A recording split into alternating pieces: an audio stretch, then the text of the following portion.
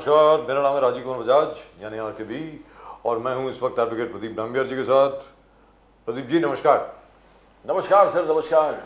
आप सब लोगों को प्रदीप जी और मेरी तरफ से जय हिंद, जय महाराष्ट्र, जय भवानी, जय शिवाजी, वंदे मातरम। वंदे मातरम। आप सब लोगों को जय सिया राम, हर हर महादेव, अस्सलाम वालेकुम, गुड इवनिंग, शलोम और बाकी सब, सत श्री अकाल। Pradeep ji, so in the last quarter of the year 2023, the economy grew by 8.4%. Exactly. And that's huge. Yes. That is really and truly amazing. I mean, which means that the average will go up to above 8% or around 7.9 to 8.2%. Exactly. For That's the whole what year. they And that is amazing. That's fantastic. That is really and truly fantastic. Great, I would say, boost. The fastest growing economy this year. Fastest growing economy in the world. Shot in the arm for Mr. Narendra Modi, even as the country goes to polls, which is fantastic, absolutely fantastic. Manufacturing is up, retail is up, everything is up. Of course, the Congress says these are all manufactured figures, and what is the base here on the basis of which you are using this, and so on and so forth. But the IMF, the World Bank, and all other rating agencies all over the world have endorsed these figures. So the Congress has a problem. I don't know how they're going to go to the electorate and say, hey, listen, we're doing badly. How? Sir, every investor in the whole world, they want to talk to one person and they know that the problems in the country are fixed. That's what they see in Prime Minister Modi. You talk to one person and you know that he can guarantee us. And as Modi ji bolte rehte hain hamesha, Modi ji ki guarantee, Modi ji ki guarantee. Modi ji ki guarantee probably not only seen across India but pan the whole world. The whole world is looking into Modi guarantee, because here is a man who can, whom you can trust on. You can trust on with your finances, you can trust on with your money, you can trust on with your investment. What does a foreign investor want? Foreign investor wants that he invests in this country, and at that particular time, Yeah. on that particular date, he gets the money back. And that was not happening where the earlier Manmohan Singh government was that, because once he puts the money, he doesn't know when it's going to come out. So that was a problem. Now you got a person who's going to take the guarantee. वो guarantee लेने वाले चाहे वो गरीब से गरीब लोगों, मोदी जी का And that seems to have caught on, by the way. The economic thrust of Mr. Modi seems to have caught on. Yes. What you absolutely. mentioned yesterday about Mr. Ajit Dada Pawar. Yes. Ajit Dada Pawar साहब जो बोल रहे हैं कि भाई Maharashtra will be a $1 trillion economy. $1 trillion economy. And that's huge. So UP $1 trillion, Maharashtra $1 trillion, Gujarat says that it will be $1.2 trillion. Everybody, So it's become a competition. A competition हो गए सब states में, तो अपने आप the center gets आज its achievement. आज की तारीख में भारत तकरीबन it's a $4 trillion economy. I'm reasonably certain in the next couple of years we will not only be $5 trillion but we'll be over at least $6 trillion, and that's going to be huge. But it's still a long way to go. China is an $18.5 trillion economy, so you still have a lot of work to do. बहुत ज़्यादा काम अभी भी करना है. And at the moment with us to talk more about this, more about Maharashtra and more about what's been happening all over the country is our old friend Mr. Mukesh Gandhi of the NCP, Ajit Dada Pawar NCP. That's the only NCP. Mukesh Gandhi साहब नमस्कार.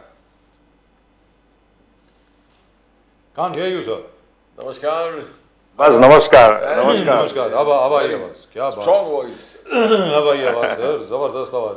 तो sir अभी latest आंकड़ा जो आया है, आज ही आया है, कोई 4:30 बजे के करीब फिगर रिलीज हुए कि last quarter of 2023, October, November, December of 2023 Bharat की अर्थव्यवस्था 8.4% से आगे बढ़ी है, प्रगति हुई है. 8.4%, 8.4% increase, and that is huge. I mean, I don't even know what to say to that. 8.4%, sir. What would you say to that? Mukesh Gandhi साहब आप बताएं. देखिए, हमारे नरेंद्र मोदी जी के आने के बाद में उनका जो विजन है, वो विजन के कारण आज भारत की अर्थव्यवस्था बहुत ही मजबूत होती जा रही है जी. और हमारा इकोनॉमिक ग्रोथ आज हर फील्ड में आपको इकोनॉमिक ग्रोथ की इंपैक्ट दिखती है, और इसी इकोनॉमिक ग्रोथ के कारण आज फॉरेन के इन्वेस्टर्स भी हमारे हिंदुस्तान में बहुत ही बड़े पैमाने में अट्रैक्ट होते हैं.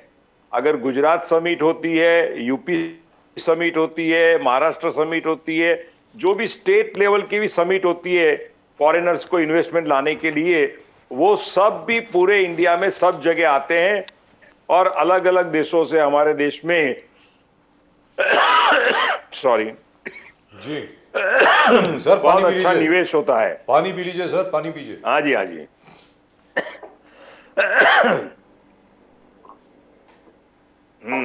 अब असल में पानी Thank पी you. रहे हैं, क्या पी रहे हैं मुझे मालूम नहीं है, ये आप लोग गेस करें कि मुकेश गांधी नहीं, साहब क्या पानी पी रहे हैं। चलिए। नहीं, Mukesh Gandhi pure vegetarian and total non alcoholic. Non alcoholic pure vegetarian, तो मतलब सिर्फ Yes, sir. सिर्फ गांजा, कोकेन और हेरोइन, कहने का मतलब ये हुआ। हर हर वो महादेव, तो पकड़वाते हैं हम, हर हर पकड़वाते हैं। महादेव। हर हर महादेव जी, लेकिन नहीं, ब- वो ब- भांग ब- भी नहीं, भांग भी नहीं पीते हैं जी, but on a very serious note sir, the fact is, हाँ जी।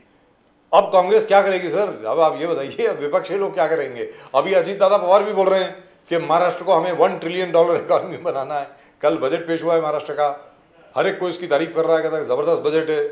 अब आप ये बताएंगे मतलब बाकी लोग क्या करेंगे, विपक्ष किस तरीके से इसका जवाब देगा सर? ये देखिए, नरेंद्र मोदी जी के लेके हर स्टेट मिनिस्टर दावा कर रहे हैं, जी। क्योंकि उनको मोदी जी की जो भाषा बोलनी है वो उनको बोलनी पड़ती है। पर हर स्टेट को आगे बढ़ाने के लिए हर स्टेट के प्रॉब्लमों को भी सॉल्व करना चाहिए। आज आप देखिए कि महाराष्ट्र की इकोनॉमिकल ग्रोथ के अंदर एक सबसे बड़ा एक फैक्टर काम कर रहा है कि जो महाराष्ट्र को इकोनॉमिकली ग्रोथ होने में बहुत ही प्रकार के विघ्न डाल रहा है। और ये विघ्न में अगर कहीं भी लेवल पे वो सक्सेस हो गया तो अजीत पवार का जो विजन है इनको इकोनॉमी को स्ट्रांग करने का, वो थोड़ा कमजोर भी हो सकता है। तो मुझे तो लगता है कि ये लोकसभा के क्या इलेक्शन फैक्टर है में सर? कौन सा फैक्टर? हाँ जी, जब तक लोकसभा के इलेक्शन में जब तक बीजेपी, शिवसेना और राष्ट्रवादी अजीत पवार ग्रुप ये पूरी मेजोरिटी लेकर के 40 सारी सीट जो है उसमें से मिनिमम 40 सीट अगर नहीं लेके आए तो ये इकोनॉमिक ग्रोथ करने के लिए जो बाकी का असेंबली इलेक्शन के तक में ये विरोधी लोग इनको सोने नहीं देंगे और ये ग्रोथ ना हो इनके लिए ये प्रयत्न करेंगे। इनको देश की सेवा से, देश के गरीब लोगों के प्रति कोई हमदर्दी नहीं है। इनको सिर्फ अपनी राजनीति लेकिन करनी NDA तो बोल रही है और सर। राजनीति में अपना राड़ा डालने का एक ही काम अभी ये विरोधी लोग करते हैं। और आपने पूछा कांग्रेस क्या करेगी, शिवसेना, उद्धव गुड़गड़ क्या करेगा, ये सब अभी हमारे जो इकोनॉमिक ग्रोथ होंगे ना उसमें राड़ा डालने का काम ये लोग करेंगे, लेकिन सर ऐसा है, जनाधार नहीं बढ़ाएंगे। शरद पवार जी का जो गुट है, एनसीपी, शरद चंद्र पवार, कांग्रेस जो है, साथ में उद्धव ठाकरे शिवसेना, उद्धव बाला साहब ठाकरे शिवसेना, वो ये कह रहे हैं कि 48 में से 41 के 42 सीट वो लेंगे, पक्का जीतेंगे और भारतीय जनता पार्टी की 5 सीट भी नहीं आएगी। अजीत दादा पवार की मैक्सिमम 1 या 2 सीट आ जाएगी और शिंदे गुट तो बिल्कुल गायब हो जाएगा इस लोकसभा चुनाव में, ये कहा जा रहा है मुकेश गांधी साहब। हाँ, ये बिल्कुल बेबुनियाद बात है। इनके पास कोई ऐसा जनाधार नहीं है, ऐसा इनका कोई महाराष्ट्र में परफॉर्मेंस नहीं है। और उनकी सीट कितनी आएगी, मैक्सिमम मुझे लगता है टोटल ये तीनों पार्टियों की मिला के 7 या 8 सीट आ सकती है, उससे ज्यादा सीट नहीं आएगी। बाकी सारी सीट बीजेपी की मेजोरिटी आएगी, सेकंड नंबर पे शिंदे ग्रुप की आएगी और उसके साथ पैरेलल अजीत पवार गठ की आएगी। ऐसा मेरा ऑब्जर्वेशन आज है के सर्वे और we will be in majority. Zee TV ने जो कंडक्ट सर्वे किया था उसमें 45, जी टीवी का सर्वे में 45 सीट्स दे दिया है एनडीए को, 45 सीट। आपने कुछ ज्यादा ही बोल दिया शायद सर्वे के हिसाब से, बट मैं वही कर रहा था कि राहुल गांधी कांग्रेस के राहुल गांधी लड़ेंगे कहां से? अभी सीपीएम अभी अमेठी छोड़ के गए थे वायनाड में केरला कम्युनिस्ट सीपीएम अपोज किया, बोले कि यहां पर बीजेपी नहीं है, आप हमसे लड़ेंगे, हम आपके अलायंस है। तो आप अगर जीतते हो राहुल गांधी जी तो आप सीपीएम के कैंडिडेट को हरा के जीतोगे, तो इससे मतलब क्या हो गया? आपको जाके बीजेपी वाले क्षेत्र में लड़ना पड़ेगा। तो आज कल राहुल गांधी जी अमेठी से वायनाड, वायनाड से तेलंगाना शायद शिफ्ट होने वाला है। मेडक या तेलंगाना शिफ्ट होने वाला है, ये खबर है। तो ये क्या संकेत अच्छा है कांग्रेस के लिए कि आपका लीडर जो मेन स्ट्राइक बैकबोन है, स्ट्राइक बैट्समैन है, वो कॉन्स्टिट्यूएंसी ढूंढ रहे हैं। गांधी साहब वो ही looking for a constituency. How do you see it politically? नहीं, he will stand from the India. ये पूरे इंडिया का परिभ्रमण कर रहे हैं ना, तो वो एक सीट नहीं चुनेंगे, वो पूरे इंडिया की कोई सीट होगी उसके ऊपर परिभ्रमण करते करते बोलेंगे अभी मैं परिभ्रमण कर रहा हूं, मुझे कोई सीट की जरूरत नहीं है, I will be the national leader without any Lok Sabha constituency winning seat. He will be like that only. Gandhi साहब क्योंकि वो सिलेक्ट नहीं करेंगे। अगर वो जाएंगे तो मुझे लगता है ये टाइम में तेलंगाना से वो लड़के आएंगे और वहां से जीतने का ट्राई करेंगे, पर बीजेपी उनको ये टाइम तेलंगाना में भी हराएगी। ये मेरा ऑब्जर्वेशन है। तेलंगाना में भी हराएगी, मतलब लोकसभा में, क्योंकि स्टेट असेंबली में, लोकसभा में 101%। ये टारगेट जो है गांधी साहब, हम लोग डिस्कस कर रहे थे, टारगेट ऑफ 45 जो मोदी साहब ने ट्रिपल इंजन सरकार को दिए, जो आप भी उसमें एक अहम हिस्सा है अजित पवार जी के साथ। तो ये ट्रिपल इंजन, हम कोंकण ही देखें, कोंकण जितने दिग्गज नेता है, आज सब बीजेपी ट्रिपल इंजन के साथ है। आप दीपक केसरकर, नारायण राणे से शुरू करते हैं, नारायण राणे, केसरकर, फिर उदय सामंत, गोगावले, ये उद्धव ठाकरे सेना का बैस्टन था। जैसे पश्चिम महाराष्ट्र शरद पवार जी के, कोंकण में मुंबई पकड़ के 29 out of 56 Uddhav Thackeray seats came from Mumbai and Konkan. आज पूरे कोंकण ज्यादा दिख रहा है, बिकॉज राणे, गोगावले, उदय सामंत, केसरकर, आप नाम बोलो, सब अपने अपने जिले के दिग्गज लोग हैं। तो वापस वो 45 का सीट जो टारगेट रखा है मोदी साहब ने, वही पश्चिम महाराष्ट्र में देख रहे हैं। अजित पवार जी सब जगह खड़ा रहने वाले हैं, और शरद पवार जी का जो बैस्टन था, फोर्ट पश्चिम महाराष्ट्र, बारामती, वो खुद हिला हुआ दिख रहा है। सुप्रिया सुले जी को खुद घर में कंपटीशन है। How do you see this? Is it a master stroke from the BJP, Modi, Amit Shah? Yes, it is a master stroke, नहीं, it's a master planning. Master stroke तो जब जीत के आएंगे तब दिखेगा हमको। अभी तो हमारे कैरम बोर्ड में खाली पूरी बाजी जो होती है ना, कैरम की 1 के 1 बाद स्ट्राइकर को कहां से कहां कराना, बिलियर्ड में कैसे खेलना, ये सब खेल का पूरा प्रायोजन चल रहा है। पर आप एक लिख के रखना है कि कोंकण में ये टाइम शिवसेना को एक भी सीट नहीं मिलेगी। दूसरी बात, जो मुंबई की सीटें हैं उसमें भी ये जी न्यूज, इंडिया टीवी वगैरह उनको 2 सीट का एक्सपेक्टेशन दिखाते हैं कि वो जीत के आ सकते हैं, पर मुझे नहीं लगता है कि मुंबई में भी शिवसेना ये टाइम कोई स्कोर कर सकेगी। क्योंकि मुंबई ये ऐसा इलाका है कि जहां हिंदुत्ववादी विचारधारा की बहुत असर है। रामलल्ला मंदिर की जो इफेक्ट है वो मुंबई में है। दूसरा कि जो नॉन मराठी अस्मिता का जो है वो मुंबई में रहता है ज्यादा, मुंबई और पुणे में।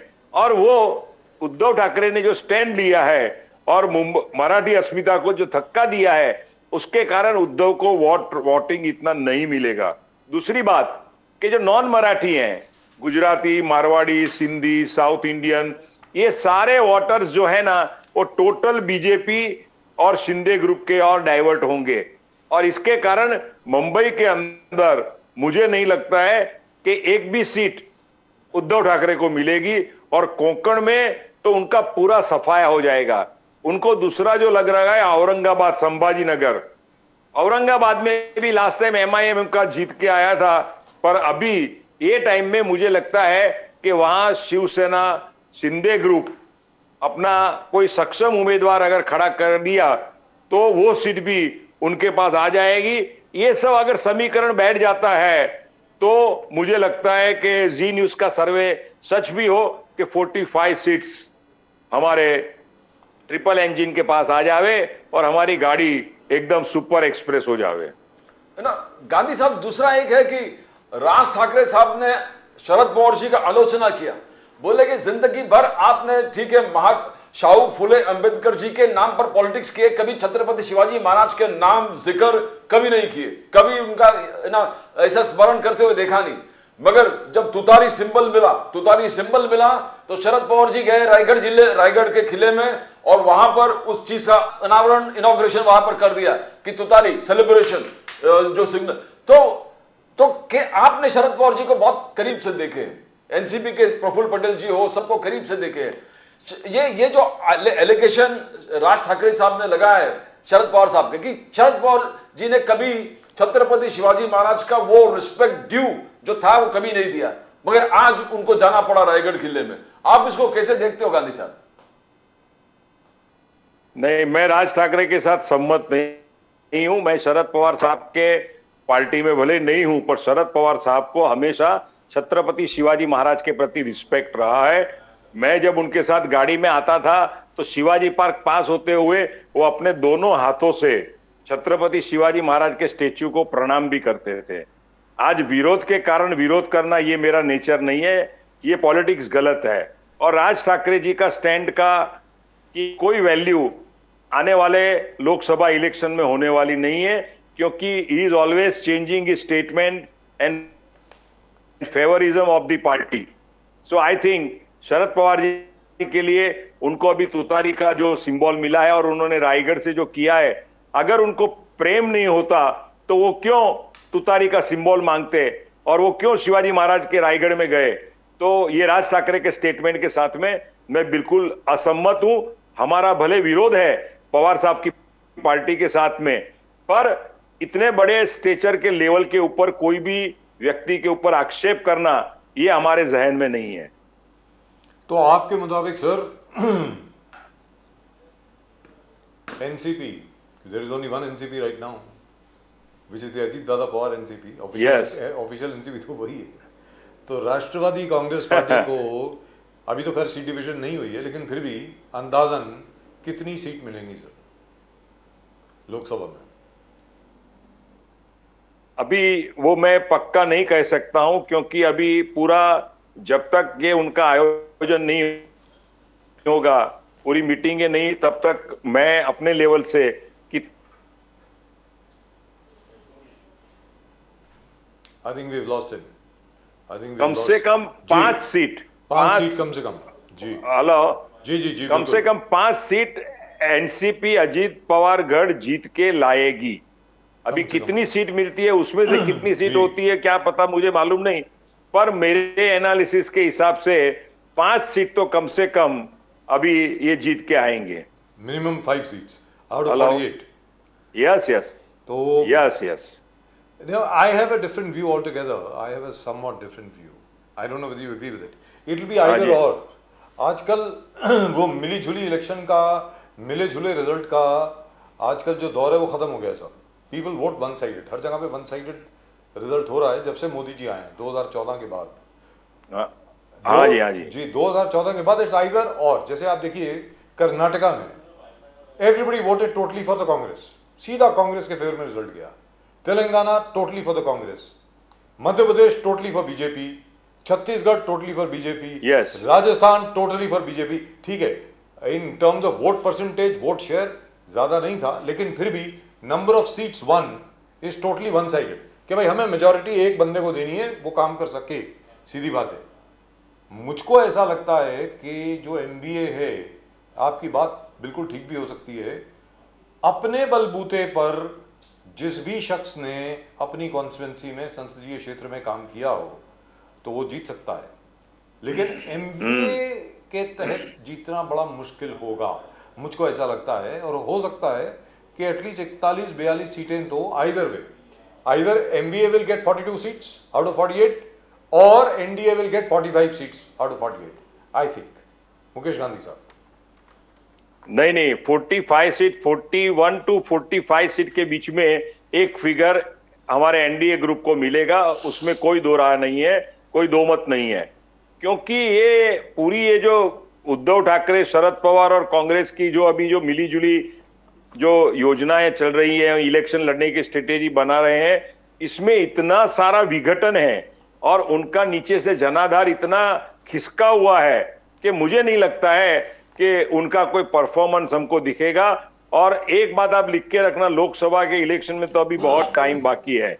लोकसभा हमारे नरेंद्र मोदी साहब 2 महीने 2 महीने विधानसभा के इलेक्शन में टाइम बाकी है। हाँ, तो मैं वही कहता हूं ना कि बहुत समय बाकी है। कंपैरेटिवली भले 2 महीना हुए, पर वो बहुत समय होता है। मैंने आपको एक बार उसके एक बात कहता हूं ना कि बात ही बात में विश्वास बदल जाता है, रात ही रात में इतिहास बदल जाता है। क्या बात है तो ये तो 3 महीने का, हाँ, बात ही बात में विश्वास बदल जाता है, रात ही रात में इतिहास बदल जाता है। अरे प्रयत्न से न घबरा तू राजीव जी, अरे धरा की क्या कहे, आकाश बदल जाता है। क्या बात है साहब, क्या बात है, क्या बात है। हर हर ये तो महादेव। 2 महीने जी, में, बोलिए। हाँ, 2 महीने में तो नरेंद्र मोदी जी ऐसे ऐसे करिश्मे करेंगे, ऐसे ऐसे नए नए इश्यू लाएंगे और इतनी सक्सेसफुल स्टोरी बनाएंगे कि ये महाविकास आघाड़ी को क्या है, अपना मुंह दिखाने के लिए भी प्रयोजन जो होगा ना, वो भी उनका वीक हो जाएगा और पूरी तरह से एनडीए 45 का टारगेट 100 माने सक्सेसफुली कर सकती है, ऐसा मुझे मानना है। इसके बावजूद कि मराठा आपसे नाराज हैं कि हम उनको आरक्षण मिला नहीं है अभी तक। नहीं नहीं, ये एकदम गलत बात है। मराठा आरक्षण जो चाहिए उनसे ज्यादा 10% ऑफिशियली जो देवेंद्र फडणवीस, शिंदे जी और अजित पवार जी ने जो आयोजन करके उनको दिया है, उससे मराठा समाज बहुत ही खुश है। आज आप देखो कि गुजरात के अंदर भी जब ऐसा पटेलों का आंदोलन हुआ, हरियाणा में जाटों का आंदोलन हुआ, तब भी उनको जो नहीं मिला था वो महाराष्ट्र के शिंदे जी ने उनकी प्रॉमिस के मुताबिक मराठा को दिया है। अभी ये टाइम में जरांगे का आप एक बात देखो, अगर मराठा नाराज होते, ये टाइम में उन्होंने जरांगे ने पहले कहा था कि अगर मुझे ये नहीं हुआ मराठा का तो मैं आजू बाजू के सारे गांवों के अंदर मैं सील करा दूंगा, कहीं किसी को प्रवेश नहीं करने दूंगा, और पूरा सहकार उनको मिला था क्योंकि उस वक्त मराठा को आरक्षण नहीं मिला था। पर ये टाइम मराठा आरक्षण पूरा मिलने के बाद में आज 4 लाख ऑफिसरों ने महाराष्ट्र के अंदर काम करके पूरा जो रिपोर्ट किया है और सुप्रीम कोर्ट के अंदर ये केस को पावरफुली सक्सेस करके हाईकोर्ट में भी सक्सेस लाने का जो आयोजन फडणवीस जी, शिंदे और अजित पवार ने किया है ना, ये बेमिसाल है भैया। और मराठा लोग आज खुश है कि उनको 10% आरक्षण मिला है। ये जरांगे ओबीसी का कोटा तोड़ने के पीछे जुड़े हैं, इसके लिए मराठा उनके ऊपर नाराज है। और ये टाइप में जब उन्होंने फिर से देवेंद्र फडणवीस के बारे में कुछ ना कुछ गलत कहा और बाद में ऐलान किया कि हम वापस ये गांवों को ब्लॉक करेंगे, तो आप नहीं मानेंगे, वहां 200-300 लोग भी आए नहीं थे। आप देखना हमारे मराठी टीवी चैनल के ऊपर और यूट्यूब के ऊपर भी कितने रिपोर्ट आए हैं। Jarange has been exposed. मैंने लास्ट टाइम आपके इंटरव्यू में आपके यहाँ जब आया था तब मैंने आपको कहा था कि 15 दिन में ये Jarange will be exposed and he will be out of the picture of Maharashtra Maratha आंदोलन। गांधी साहब, राहुल गांधी जी का कहना है, कांग्रेस का कहना है कि ये मोदी सरकार इज अगेंस्ट द फार्मर्स, किसानों के खिलाफ है। किसान मोर्चा इसलिए हो रहा है कि false promises Modi government, by the Modi government, Modi guarantee versus Rahul Gandhi. जो Modi guarantee versus Rahul guarantee BJP बार बार हार्प कर रहा है। राहुल गांधी और कांग्रेस का कहना है कि राहुल गांधी जी का वो गारंटी था, कांग्रेस गारंटी, आज के दिन 29/2/2008 में किसान कर्ज माफ हो गया था। 72,000 करोड़ लोन वेवर ऑफ किसानों का। आज मोदी जी, उनका कहना है कि मोदी गवर्नमेंट किसानों के रास्ते पर किले बिछा रहे हैं। That is what the Congress accusation. तो he says this government is anti farmers and it was only Rahul Gandhi. Rahul guarantee will work in 2024 elections. Gandhi साहब, राहुल गांधी को कहने की आदत है, पर वो आदत उनकी आदत के पीछे न तो कोई स्टडी है न कोई स्टैटिस्टिक्स है। वो सिर्फ बोलने के खातिर खाली बहकावे में आकर के एक शराबी आदमी जैसे बोलता है ना, वैसे वो बोल देते हैं। वो शराब नहीं पीते हैं, कभी शराब पी के बोलते भी नहीं है राहुल जी, पर उन्हीं तरह से वो एकदम पब्लिक में आकर के जो भी दिमाग में आया वो ऊपर से आती है वो बात वो बोल देते हैं। जैसे हम गार्डन टॉक कहते हैं ना, वो ऐसी गार्डन टॉक करते हैं। बाकी फार्मर के लिए नरेंद्र मोदी जी ने जो काम किया है, आप फील्ड पर जाकर के देखो क्या बात है। कितने खेडूतों को, किसानों को कितनी मदद मिली है। यूरिया का प्रॉब्लम सॉल्व हो गया, उनको डायरेक्ट उनके खातों में पैसा मिलता है। आज इवन आप बोलो किसान तो किसान, पर किसान की पत्नी को भी अगर वो फार्मर होती है तो उसको भी आज साल का 2,000-12,000 रुपया पैसा रेगुलरली उनको मिलता है। उनको अलग अलग फैसिलिटी मिलती है, अलग अलग योजनाओं का लाभ मिलता है। और किसान के बारे में Rahul Gandhi is total failure, और 72,000 उस टाइम में शरद पवार जी ने सैंक्शन किया था एग्रीकल्चर मिनिस्टर में, वो पैसा क्या किसानों तक गया था क्या?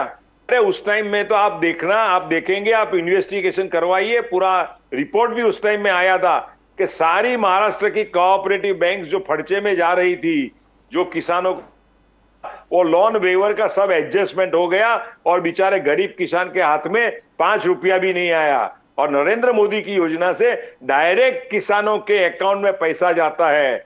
उनकी खेती, उनकी जमीन, उनकी जागीर, उनके सारे प्रश्नों को, वीज के प्रॉब्लम को, विद्युत के प्रॉब्लम को, नाली के पानी के फ्लो के बारे में पूरी योजनाएं नरेंद्र मोदी जी ने की है। ये तो आज भी किसान मानते हैं। ये जो हरियाणा के, यूपी, हरियाणा, पंजाब से जो किसान आए हैं, आज ही मैंने एक यूट्यूब के ऊपर एक रिपोर्ट देखा है कि जो पंजाब से, जो वहां से जो किसान आते हैं, उनका वीडियोग्राफी हुआ और वहां के डायरेक्टर जनरल ने वहां से उनकी पूरी रिपोर्ट निकाल के कहा कि ये सब वहां से फॉरेन से आए हुए और सबका वीजा वगैरह सब कैंसिल किया गया है। तो ये कोई किसान का आंदोलन नहीं है, ये तो खलिस्तानवादियों का और एंटी इंडिया, जो मोदी जी को सहन नहीं कर सकते हैं, ऐसे Pakistan promoted, Dubai promoted, Dawood promoted, ये सब लोग आकर के हमारे मोदी जी के सामने गाली देते हैं। बाकी मोदी जी ने जो काम किया है वो कांग्रेस ने 1% भी नहीं किया है। कांग्रेस सिर्फ दिखावा है, और नरेंद्र मोदी जी हकीकत का लोगों को दिया हुआ जो फायदा है वो एक बेनुमान उन्होंने बात की है। इसका आपको सैल्यूट करनी चाहिए। मुकेश गांधी साहब, हाँ जी, यही बात पहले भी कही गई थी किसानों के आंदोलन के बारे में कि इसमें तो खालिस्तानी है, और उसके बाद क्या हुआ, पंजाब में आम आदमी पार्टी की सरकार आ गई। अभी भी अगर ये बात की जा रही है कि ये लोग तो खालिस्तानी हैं, तो मुझे लगता है इस बार बीजेपी अपना खाता भी नहीं खोल पाएगी पंजाब में, मुझको ऐसा लगता है। और हरियाणा में जहाँ पे 10 सीटें पिछली बार 10 की 10 बीजेपी के पास आई थी, वहाँ पर भी आपको तकलीफ होने वाली है अगर इस किस्म की बात चलती रही तो, मुझे ऐसा लगता है। और जहाँ तक पश्चिम उत्तर प्रदेश का प्रश्न है, पश्चिम उत्तर प्रदेश के भी जो किसान हैं, जो राकेश टिकैत की भारत किसान यूनियन के जो लोग हैं, वो भी काफ़ी नाराज़ हैं। उनका ये कहना है कि 1 साल पहले ये प्रॉमिस किया गया था कि एमएसपी को लेकर के, मिनिमम सपोर्ट प्राइस को लेकर के एक कमेटी बनेगी, उस कमेटी के अंदर ये फला फला लोग होंगे, आज तक नहीं बनी, इतने रिमाइंडर्स के बाद भी नहीं बनी, इसलिए हम लोग यहाँ पर दिल्ली तक कूच करने के लिए आ गए। चलो 5th राउंड ऑफ टॉक्स अभी चल रही हैं, मैं उम्मीद करता हूँ कि पीयूष गोयल जी कुछ ना कुछ करिश्मा कर देंगे और सबको खुश करके वापस भेज देंगे। लेकिन अगर नहीं होता है तो हो सकता है कि नॉर्थ इंडिया में बीजेपी को ज़रा ज़्यादा मेहनत करनी पड़ेगी अपने पुराने फिगर तक पहुंचने के लिए। मुकेश गांधी साहब। हाँ जी, वो आपकी बात एनालिसिस के वाइज वो अच्छा दिखता है, पर ग्राउंड रियलिटी जो होती है ना, उसके मुताबिक पूरा वोटिंग होता है। और वोटिंग के टाइम में पूरी जनाधार की, जन आंदोलन की जो प्रक्रिया होती है, वो करने में नरेंद्र मोदी जी सक्सेस हो जाएंगे, और ये सारे किसानों के जो इश्यू है वो दब जाएंगे उस वक्त। और ये जो किसानों का फैब्रिकेटेड पूरा ये एमएसपी में, लास्ट टाइम भी मैंने कहा था कि 40 लाख करोड़ रुपयों की डिमांड के हिसाब से दे दें तो 55 लाख करोड़ का हमारा इंडिया का बजट जी करेक्ट बजट है। तो क्या तो ये किसानों की जो मांग है वो लोग भी समझते हैं। आज मैंने लास्ट टाइम में भी आपको कहा था, आज फिर से रिपीट करता हूं, क्योंकि मेरे अंदर एक बहुत बड़ा आक्रोश है कि आज किसानों की मूवमेंट चलती है, लेबरों की मूवमेंट चलती है, अलग अलग विभाग के लोगों की ये चलती है, पर हमारे यहाँ जो मध्यम वर्ग का जो आदमी है, जिनकी 15-20 हजार भी इनकम पूरी नहीं होती है, और न तो वो गरीबों का रेशन लेके जी दुरुस्त बात है, ना वो गरीब है ना मुफ्त का अमीर है। रेशन को इतनी स्ट्रगल करनी पड़ती है, Correct. तो उनको उनके लिए कोई योजना लानी पड़ेगी। और मैं तो अगर कोई हुआ ना तो उसके लिए कोई मूवमेंट करनी पड़े तो कल मूवमेंट करनी चाहिए। मुकेश गांधी जी को मंत्री होना चाहिए सर, प्रदीप जी। बिल्कुल sir. Mukesh Gandhi should be the finance minister of India. Yes, yes. Let's be very It is clear. very Yes. नहीं, No, नहीं, but I नहीं, mean it very seriously because he talks very logically. सबसे बड़ी बात यह है साहब, मुकेश गांधी साहब, आपको साधुवाद, जो बेचारा सैलरीड एम्प्लॉई है, जिसको तनख्वाह मिलती है, वो क्या करेगा? हाँ, उसका तो 30% कट गया ना, 33% कट जाएगा उसका तो, मतलब सीधा का उसके पास तो कोई चारा ही नहीं है। हाँ जी। वो क्या करेगा बेचारा वो, मतलब बाकी बिजनेसमैन जो है, बाकी सब जो है, उसके अरे पास तो साहब, वे इन मैं- आउट है। जी बताएं। राजीव जी, मैं आपको कोरोना के समय की मैं बात करता हूं। हमने नॉर्थ मुंबई में, माने कांदिवली, मलाड, बोरीवली विस्तार में, उस टाइम में मैंने अनाज वितरण का कार्य आरंभा था। और आप नहीं मानेंगे, 1-1 लाख रुपया कमाने वाले कपल का जब पैसा नहीं आता था घर में, सेविंग नहीं थी उनके पास, तो वो उनका फोन आता था हमारे कार्यकर्ताओं को कि हमको किट जो है अनाज की, वो हमारे घर पे बेल मार के हमको दिया जाए, तो हम आपके लिए बहुत ओब्लाइज होंगे, क्योंकि we can not come and take from your queue. हम क्यू में आके खड़े नहीं रहेंगे। आज मुंबई में लाख रुपया कमाने वाला मध्यम वर्ग भी गरीब है। गरीब है सर, उसका I agree. पूरा ईएमआई इसमें जाता है, ईएमआई उसमें जाता है, उनका जो घर का खर्च है वो भी उसमें पूरा नहीं होता है। और उसमें अगर कोई मेडिकल कोई क्राइसिस आ गई, बीमारी आ गई, तो पूरा फैमिली कोलैप्स हो जाता है। आज नो डाउट नरेंद्र मोदी जी ने जो योजना बनाई है, वो योजनाओं का लाभ लेना अभी धीरे धीरे लोगों ने समझ में आते आते शुरू किया है। पर लोगों को उसमें भी जो मध्यम वर्ग का लोग है ना, मध्यम वर्ग के जो लोग हैं ना, उनकी एक अस्मिता, उनकी एक स्वाभिमान एक अलग रहता है कि हम क्यों सरकार से लें। जब वो अपने भाई से और दोस्तों से कर्जा लेने के लिए हिचकिचाता है, तो उसको सरकार के पास लेना माने he will come on the record of the government. इसलिए मध्यम वर्ग का आदमी भी जो चाहिए वो हेल्प नहीं ले सकता है। ये इनके प्रति जो आक्रोश है, और जैसे लेनिन ने और मार्क्स ने कहा था ना, the revolution starts from the middle class people of the country. आज हमारे यहाँ भी आने वाले 5 साल के बाद में अगर कोई पॉजिटिव काम नहीं हुए अलग अलग लेवल पे ऊपर, तो यही मिडिल क्लास बड़ा रेवोल्यूशन करेंगे। और नरेंद्र मोदी जी को आज जो सपोर्ट मिल रहा है ना राजीव जी, प्रदीप जी, उनके पीछे कारण क्या है कि धीरे धीरे जो रेवेन्यू सोर्स मिडिल क्लास को अभी अपनी जॉब के उपरांत भी दूसरे काम से, उनकी एफिशिएंसी से, अलग अलग काम साइड में करते हैं, उससे उनको अभी इनकम होना शुरू हुई है जी। तो इसके गांधी कारण साहब, उनको यही नरेंद्र मोदी जी के आपने जॉब्स के बारे में बात किया, कांग्रेस उसी पकड़ के बैठा है। एक ही एग्जांपल दिया, हरियाणा में 12 पोस्ट का वैकेंसी था, 9000 एप्लीकेशन आया है, 9000 एप्लीकेशन आया है, जिसमें बीटेक और एमटेक, चपरासी के पोस्ट के लिए बीटेक और एमटेक के लोग अप्लाई कर रहे हैं। कांग्रेस का कहना है यह दर्शाता है कि मोदी जी के वादे 2 करोड़ एम्प्लॉयमेंट एंड डिस्ट्रेस, जिस प्रकार से इतने हाईली क्वालिफाइड लोग चपरासी के लिए अप्लाई कर रहे हैं, ये it is a failure on the part of the government. That's what he says, Congress. नहीं देखिए, ये देखिए प्रदीप जी, क्या है कि गवर्नमेंट जॉब बहुत लिमिटेड रहती हैं, और वो लिमिटेड जॉब के लिए और सबको क्या होता है कि सबके फैमिली को एक ही बात है कि गवर्नमेंट की जॉब मिलेगी तो हमको सिक्योरिटी मिल जाएगी, हमको परमानेंट इनकम का, बाद में पेंशन का, हमको सब मिलेगा। इसके लिए उनका रश होता है। इसीलिए नरेंद्र मोदी जी ने जो डाइवर्सिफिकेशन ऑफ वर्क और इंडस्ट्रीज के जो काम और जो उद्योगों के प्रति जो अलग अलग नई नई योजनाएं बनाई है, स्टार्टअप ये वगैरह जो बना के, made in India, make in India, ये सब जो बनाई है, इसके पीछे पूरा रोजगार का, एम्प्लॉयमेंट का जो ये आज बढ़ रहा है, इसी के कारण तो प्रदीप जी आज हमारे यहाँ जो गरीबी की रेखा है, जो गरीबी का रेट है, वो पहले से कांग्रेस के जमाने से आज हमारे यहाँ रेट कम हुआ है। तो अगर एम्प्लॉयमेंट नहीं होती ज्यादा तो ये रेट कम कैसे होता? माने मोदी जी सक्सेसफुली डन, लेकिन मुकेश गांधी कांग्रेस साहब- has not done, they talk only. Mukesh Gandhi साहब, we must do a total show on this subject, specially with regard to Yes, middle yes. Class.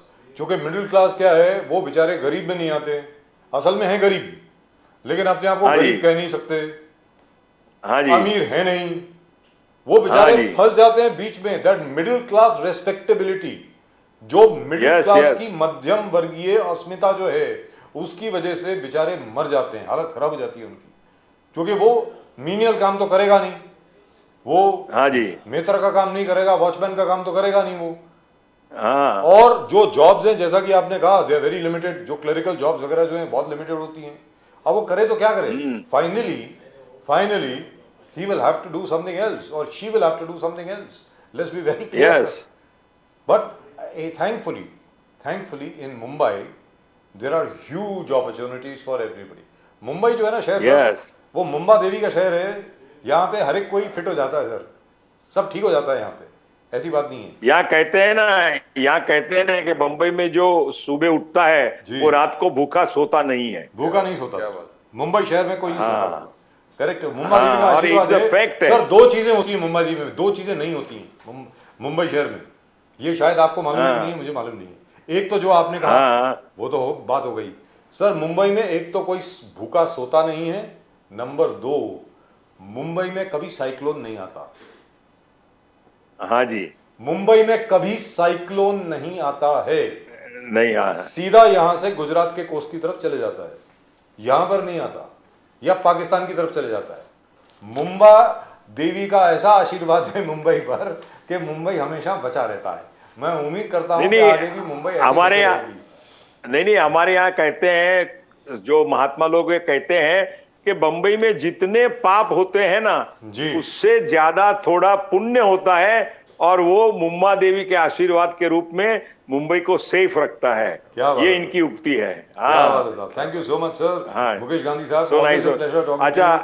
अच्छा राजीव जी, मैंने आपको आज एक क्लिप भेजी थी गुजरात में, जो संजय राउत ने गुजरात के बारे में जी, जो जी, उड़ता देखा, गुजरात देखा। कहा था, तो आप उसके बारे में भी एक सेशन लीजिए, क्योंकि Please। संजय राउत के बकवास की भी अभी कोई लिमिट रही नहीं है। वो कहते हैं संजय राउत जी, ये मैं अपने दर्शकों को बता दूं, आज उन्होंने कहा है कि सारा ड्रग की जो समस्या है वो गुजरातियों की वजह से है, और गुजरात उड़ता गुजरात बन चुका है, और गुजराती कोशिश कर रहे हैं कि महाराष्ट्र को भी उड़ता महाराष्ट्र बना दें, यानी सबको ड्रग एडिक्ट बना दें, ऐसा संजय राउत जी ने कहा है। उसको क्या हो नहीं गया नहीं, सर?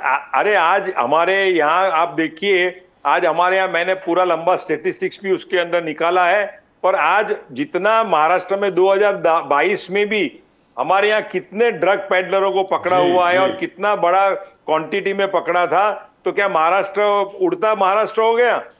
और आज जो 3,300 जो इन्होंने पकड़ा है, जी। It's not a joke.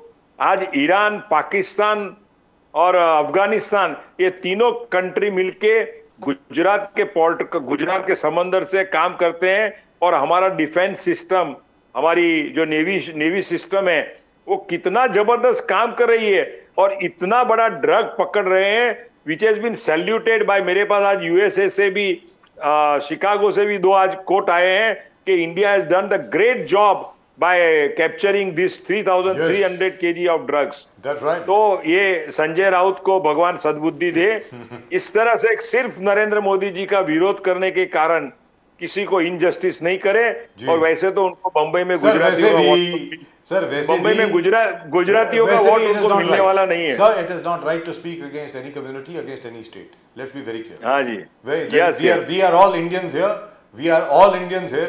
और दूसरी चीज क्या है कि महाराष्ट्र से मान लीजिए अगर कोई इंडस्ट्री उठ करके गुजरात चली गई, अरे इंडिया में ही गई है ना, हिंदुस्तान में ही गई है ना यार भाई, कहीं और तो नहीं गई। अरे तो क्या हो अरे गया? ऐसा नहीं है। देख राजू जी, मैं आपको एक खाली छोटी बात कर दूं जाते जाते। जी। यहाँ से डायमंड बिजनेस सूरत गया ऐसा लोग कहते हैं, पर सूरत में पूरा डायमंड बिजनेस नहीं गया है। मुंबई के अंदर आज भी जो टेक्निकली, कॉमर्शियली और जो एस्टेब्लिशमेंट की जो वैल्यूज है, वो आज भी डायमंड गवर्नमेंट में, डायमंड ब्रूस में एक पर ऑफिस कम नहीं हुई है, जी। उतनी बढ़ती जाती है। वहां के रेट भी बढ़े हुए हैं। अपने ऑफिस के आज साथ में ही है गुजरात सर, अपने ऑफिस के आज साथ आज में ही। आपके ऑफिस के पास में ही है। जी। और गुजरात में जो डायमंड गया है वो एक अलग प्रकार का बिजनेस गया हुआ है, वहां डेवलप किया गया है। और मोदी जी कभी भी ये नहीं मानते हैं कि एक स्टेट को वीक करके दूसरे स्टेट को स्ट्रांग करना, ये इनकी पॉलिसी नहीं है, ये तो कांग्रेस की पॉलिसी थी। और Sir, in Sanjay any Raut event- उनके आज, Sir, Sanjay sir, Raut in उसके any गुलाम हो event, गए। मुकेश गांधी साहब, in any event, it is a state's responsibility to look out for itself। अगर यस, अगर महाराष्ट्र की सरकार इतनी स्ट्रांग नहीं थी या उन्होंने प्रॉपर प्रपोजल नहीं दिया या उन्होंने प्रॉपर फैसिलिटीज नहीं दी, तो हाउ इज गुजरात रिस्पॉन्सिबल और हाउ इज तमिलनाडु रिस्पॉन्सिबल? मुझे अभी तक याद है फोर्ड का जो बिजनेस था, when the Congress was in power over here, Poona से उठ करके सीधा तमिलनाडु चला गया क्योंकि Jayalalithaa gave them so many things, so we could have also given. उसमें क्या है? Yes, yes, yes. I don't think that's an argument. वो कोई argument नहीं होता. Yes. Right, sir. Thank you so much. All the very best Thank to you. you. So nice of Namaskar. you. Jai Shri Ram. Namaskar. Har Har Mahadev. Thank Jai you. Siya Ram, Har Har Mahadev. Thank you, sir. Thank you. Always a pleasure talking to Mr.